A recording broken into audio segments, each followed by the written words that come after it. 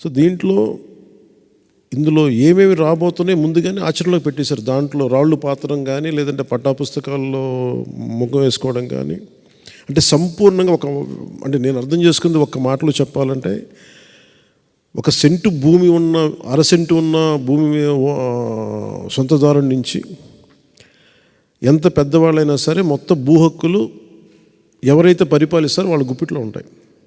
అది వాళ్ళ ఇష్టాల మీద, వాళ్ళ ఫ్యాన్సీల మీద ఉంటుంది. భవన నిర్మాణ కార్మికులు రోడ్ల మీదకు వచ్చిన రోజు నుంచి ఈ రోజు దాకా కొత్తగా మీరు ఈ యాజిటేషన్లోకి, కోర్టు రూముల్లో రాజ్యాంగాన్ని కాపాడాల్సిన మీరు కూడా ఈ రోజున ఈ ఉద్యమ బాటలోకి రావాల్సి వచ్చింది. ఇది ఖచ్చితంగా జనసేనకి, ముఖ్యంగా నాకు, ఈ పార్టీ ఏర్పాటుకి కూడా legal luminary, legal genius Nani Palkhivala గారి స్ఫూర్తి నాకు.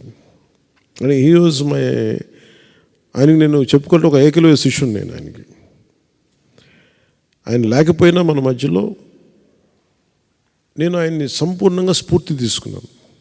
ముఖ్యంగా కేశవానంద మీరు చెప్తున్నప్పుడు ఇందాక నా భూమిలో నీ హక్కు ఏంటి, 2 చిగురుమాడి గారు చెప్పింది ఇట్ ఈజ్ యాంటీ కాన్స్టిట్యూషనల్. ఇది సో నేను అర్థం చేసుకుంది కూడా మీకు దగ్గర ఇటు కేశవానంద భారతి గారి ఒక చిన్నపాటి ఆస్తి తగాద, ఒక మఠం తాలూకు ఆస్తి ప్రాథమిక హక్కుల ఉల్లంఘనగా ఎలా సుప్రీంకోర్టు దాకా వెళ్ళిందో, ఇది కూడా ప్రాథమిక హక్కుల ఉల్లంఘనకి వెళ్ళిపోతుంది.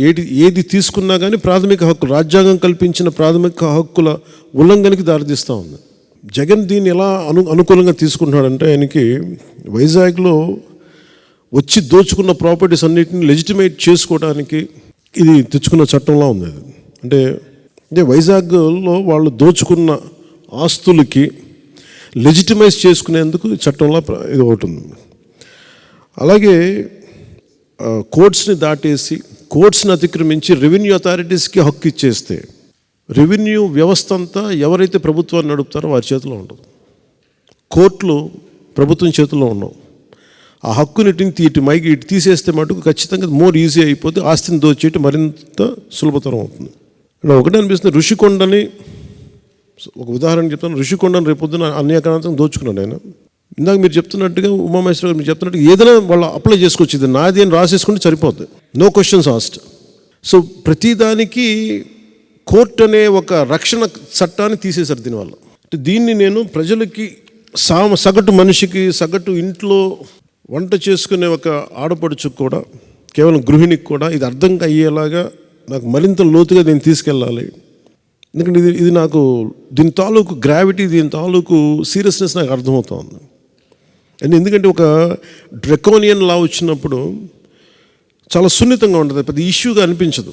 అది అప్లై చేసే కొద్దీ దాని అప్లికేషన్లో దాని తాలూకు మీరు ముందే సెన్స్ చేస్తూ ఉన్నారు. అంటే మీరు చెప్తున్న ప్రతిదీ ఈ ఆంధ్రప్రదేశ్ ల్యాండ్ టైటిలింగ్ యాక్ట్ 2022 ఇది కైండ్ ఆఫ్ డ్రెకోనియన్ లా. దాని ముందే మీరు గ్రహిస్తున్నారు, ఇంకా ప్రజల అనుభవంలోకి రాలేదు ఇంకా అది. అందుకని మీరు ఉద్యమిస్తున్నారు. ఇది ఖచ్చితంగా ఇది యాంటీ పీపుల్ యాక్ట్, ఇది యాంటీ కాన్స్టిట్యూషనల్, యాంటీ పీపుల్, ప్రాథమిక హక్కుల్ని ఉల్లంఘించే చట్టం ఇది కాదు. ఇది నేను సగటు మహిళకి, చిన్నపాటి ఒక 6వ క్లాస్ చదువుకునే విద్యార్థికి కూడా ఇది అర్థమయ్యేలాగా నేను చెప్పగలగలను. దీన్ని ఖచ్చితంగా మీరు జనసేన ఈరోజున మీరు మీ విలువైన సమయాన్ని, కోర్టులను కాదని మీ విలువైన సమయాన్ని ఇక్కడికి వచ్చి వెచ్చించినందుకు సంపూర్ణంగా అది ఒక అర్థవంతంగా అయ్యేలాగా నేను మీకు సంపూర్ణమైన మద్దతు నేను మీకు ఇస్తాను. ఖచ్చితంగా నా గొంతు, పెద్దలు మీరు చెప్తా ఉన్నట్టుగా నా గొంతు ఎంత బలమో నాకు తెలీదు. నేను పని చేసుకుంటూ వెళ్ళిపోతాను, కానీ నాకు దాని రీచ్ ఎంతమంది ప్రభావితం చెందుతా నాకు నిజంగా తెలియదు. నేను చేసుకుంటూ వెళ్ళిపోతాను. కానీ నాకున్న ఎంత బలం మేరకు, నా శక్తి మేరకు ఈ చట్టాన్ని ఖచ్చితంగా దీన్ని అమలు కాకుండా చూసే బాధ్యత నేను తీసుకుంటాను. ఎందుకంటే ఇది బేసిక్గా మీది ప్రాథమిక హక్కుల ఉల్లంఘన జరుగుతుంటే ఖచ్చితంగా దీన్ని నిలువరించాల్సిన అవసరం ఒక పొలిటికల్ పార్టీగానే కాకుండా ఈ దేశంలో ఉన్న ప్రతి ఒక్కరికి, బాధ్యత గల ప్రతి ఒక్క పౌరుడికి ఉంది. మేము మీతోటి, మీ భుజంతో మా భుజం కూడా కలుపుతాం. దీంట్లో మేము సంపూర్ణమైన మద్దతు ఇస్తాం మీకు దీని మీద. ఇది ప్రజలకి ఎంత, ఆంధ్రప్రదేశ్కి ఎంత చెడు, ప్రజల సగటు వ్యక్తికి ఎంత హాని చేయబోతుందో, ఎలాంటి హక్కులు కోల్పోబోతుందో దీన్ని మరింత బలంగా వివరించడానికి నేను కొంచెం పెద్ద మీటింగ్ చేస్తాను. దీనికి 100% దీన్ని మీరు ఏ ఆశయంతో అయితే మీరు పోరాటం చేస్తారో ఆశయం నెరవేరేలాగా ఖచ్చితంగా చేస్తాను. Thank you sir.